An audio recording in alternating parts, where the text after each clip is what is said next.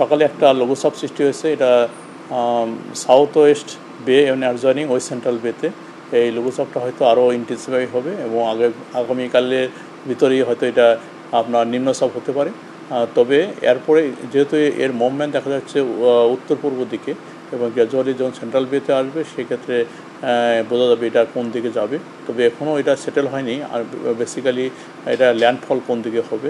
আমরা আমাদের যে বিভিন্ন মডেল রয়েছে এই ক্ষেত্রে দেখা যাচ্ছে কিছু মডেল দেখা যাচ্ছে আপনার ইন্ডিয়ার কোস্টের দিকে, আর কিছু মডেল দেখা যাচ্ছে বাংলাদেশের কোস্টের দিকে, এমনকি মায়ানমার কোস্টের দিকেও দেখা যাচ্ছে। এই জন্য হয়তো আমরা যখন নিম্নচাপ হবে সেই সময় আরও ঠিকভাবে বলা যাবে যে এটা আসলে কোন জায়গায় ল্যান্ডফল হবে। না, এটা হচ্ছে বেসিক্যালি বৃষ্টি হবে, বেসিক্যালি পুরা কোস্টাল বেল্টে বৃষ্টি হবে, সাইক্লোন না হলেও বৃষ্টি হবে অথবা নিম্নচাপ হলেও বৃষ্টি হবে।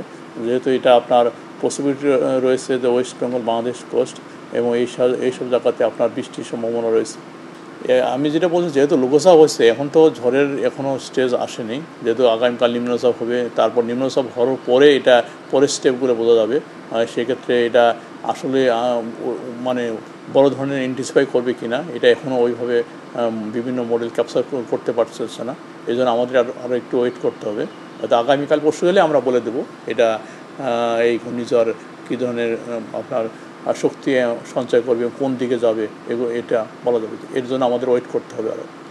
বজ্রপাতের সম্ভাবনা রয়েছে, বিশেষ করে আপনার আজকেও অনেক জায়গায় বৃষ্টি বাদল হয়েছে, বিশেষ করে রাজশাহী, রংপুর, ময়মনসিংহ এইসব জায়গাতে, এবং আজকেও বৃষ্টি হওয়ার সম্ভাবনা রয়েছে। তবে আগামীকাল থেকে বৃষ্টি কমে যাবে। নর্মালি যেহেতু সাগরে একটা নিম্নচাপের মতো দেখা যাচ্ছে, এই জন্যে তুলনামূলক বৃষ্টি এমনি আগামী 2-3 দিন কমে যাবে।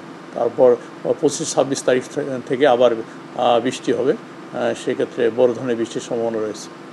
আমরা একটা অ্যালার্ট মেসেজ দিয়েছি, যেহেতু সাগরে একটা লঘুচাপ হয়েছে এবং এটা আরও ইন্টেন্সিফাই হতে পারে।